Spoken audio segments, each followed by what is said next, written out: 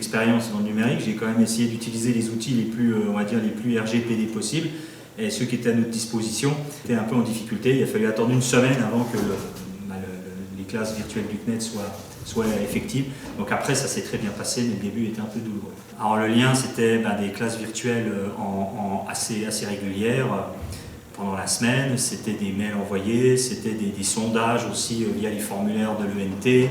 C'était énormément de mails aussi, énormément de mails. Du travail à rendre via... alors j'ai testé plusieurs choses. Au départ, c'était le casier de collecte de l'ENT. Et ensuite, j'ai travaillé avec Moodle et les devoirs, les rendus de devoirs, ce qui était beaucoup plus facile, parce qu'on pouvait faire des feedbacks en direct. J'ai essayé de maintenir le lien le plus possible. Alors, je les avais pas en présentiel, donc on ne sait pas trop comment ça se passe à la maison. C'était ça le problème. Ne pas avoir d'être humain en face de moi, ça c'est difficile pour un enseignant. Le lycée 4.0, on a une chance incroyable d'être en lycée 4.0, c'est que tous les élèves ont un ordinateur.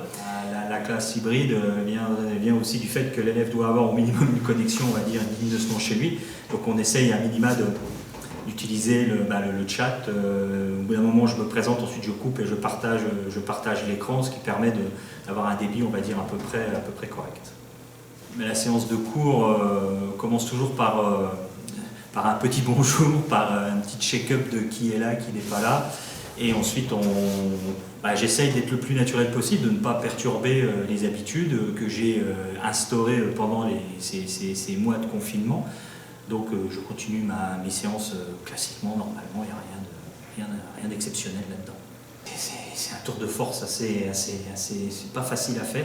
Donc j'essaye de donner, quand on est dans le travail, dans la présentiel, on a du mal à regarder un œil sur l'écran.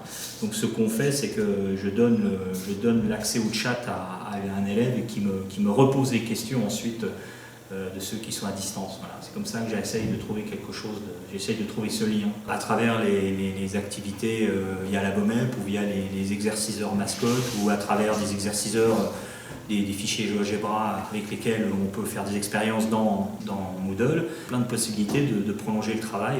Et d'ailleurs, on va presque dire, c'est une classe hybride inversée, on teste tout, tout ce qu'on veut, c'est que finalement l'élève travaille beaucoup à la maison.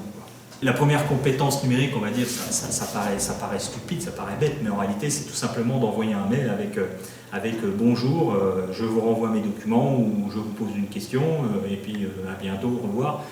La nette étiquette, savoir gérer ses propres dossiers, savoir gérer ses documents sur son ordinateur, se débrouiller avec les logiciels de GeoGebra, les logiciels Python, enfin, toutes ces choses un petit peu compliquées.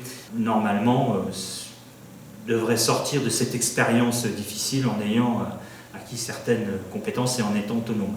Chacun n'avance pas à la même vitesse, donc on a des classes pour lesquelles certains élèves pour lesquels tout est fait le soir même, j'ai déjà tous les documents, et d'autres ça met beaucoup plus de temps.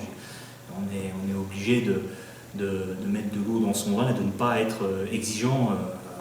Il faut rester calme, c'est ça, très très calme. Mettre en place des formations au sein de l'établissement est quelque chose qui a été demandé, mais qui est techniquement difficile à mettre en œuvre avec le protocole strict qui est dans cet établissement.